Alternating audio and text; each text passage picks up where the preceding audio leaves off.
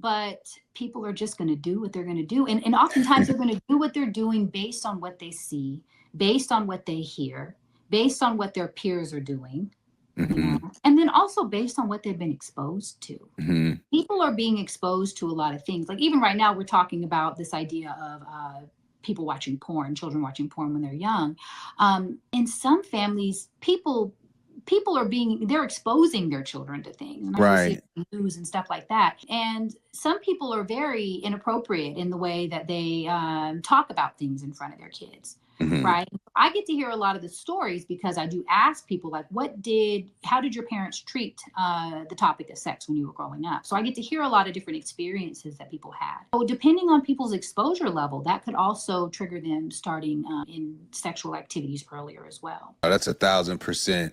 And we grow up, we go through these experiences, and we carry so much with us that we learn. And you don't necessarily have to be in a relationship to try to, or to reach out to a therapist to address some of these things that you might be identifying, you know what I'm saying? Because a lot of the stuff does start early, unfortunately, for us. So maybe that is a missing step. Like people will say, like, how do you know you're ready to even be in a serious relationship or go with something like a marriage? I'm curious, just like, if you are, say, considering like long-term partnership with somebody, what are some of the just things that if you haven't had conversations about from a sexual standpoint, like in your opinion, that you might say, look, if you haven't had these conversations, you might want to make sure you start having them sooner than later if you're really thinking about long-term partnership?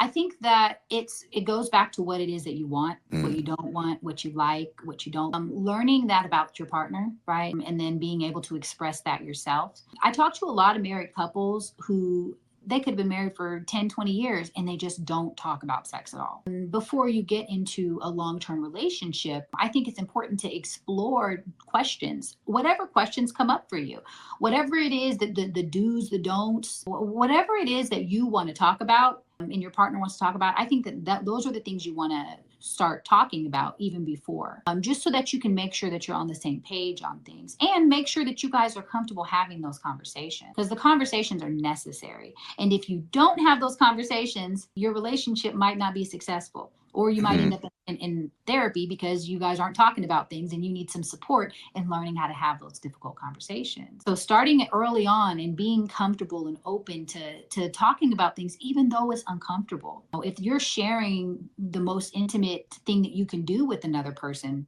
with your partner, then it's necessary that you're able to have conversations about it. I agree 1,000%. And I think one of the like awkward things in the community oftentimes is religion will have a big impact on how we perceive sex. Do you promote sex before marriage as a healthy act, or would you say the religious folks got that one right? Let me see. I would say I don't promote anything. I'm not really promoting things, right? Because I want people to do what feels like what they feel like they're supposed to be doing. And that's where I would draw the line. Because just because a person comes from a religion where they believe that sex before marriage is wrong, for example, that doesn't mean that they have the right to push that on someone else, right? Because even with religion, it's each person's individual decision what it is that they want to do. They're going to be the ones who have to deal with whatever the repercussions are of the choices that they make. But I do believe that when people are in a committed relationship and they do feel secure in that relationship, I do feel like the sex is better, right? Because you're not as concerned about, is this person going to leave? Or is this person going to call me next week, right? Or is this person only using me for one thing? You're not dealing with a lot of those things if you're in a committed relationship or if you're in a marriage. I think that those are definitely the benefits. But going back to what you were saying, a lot of people who come from religious backgrounds, they do have issues related to sex. There's a lot of shame associated with sex. And that's what my dissertation was about.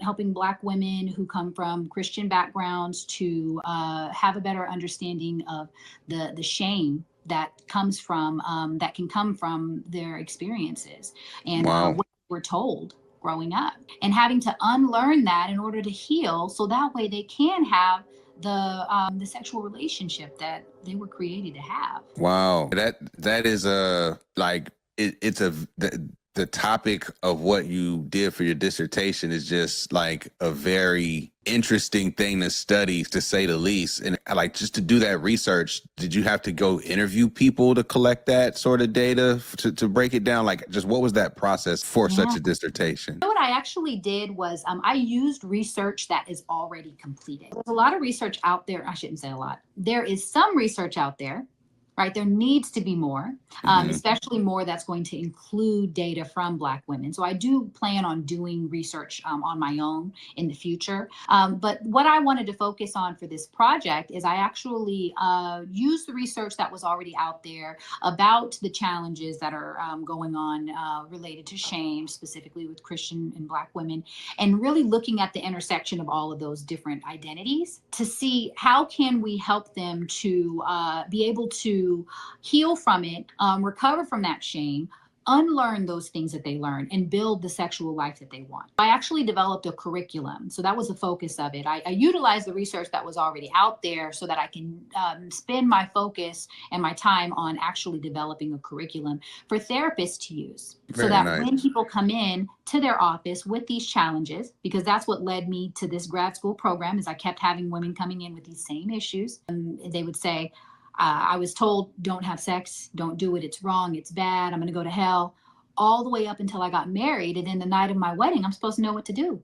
I don't know what to do. And I heard that over and over and over again. That's really my focus at this point, is really trying to help these women to unlearn that, right? And to heal from that shame. So that's what my curriculum is for. Very nice. Very nice. And you are currently based out of Atlanta, if I remember correct, right? But like, if people listening wanted to get in contact with you, maybe even seek your services in any way, like what states are you licensed to practice? I'm licensed in Georgia, California, North Carolina, and then I also am registered to see people via telehealth in Florida. As far as therapy goes, those are the states where I can practice. And then I'm also a coach, right? So I'm also a relationship coach, and coaching is not limited by state. For things like different resources with improving their sex life, resources learning how to use mindfulness, for example, in order to increase their desire during sex. Those things I could actually work with people no matter where they're at through coaching. And we're about to get out of here. Do you mind just giving like a layman's term definition of just what the difference is between therapy and coaching, just so people can understand that there is a difference between the two? Yeah. Well, with a therapist is someone who has received a certain level of education.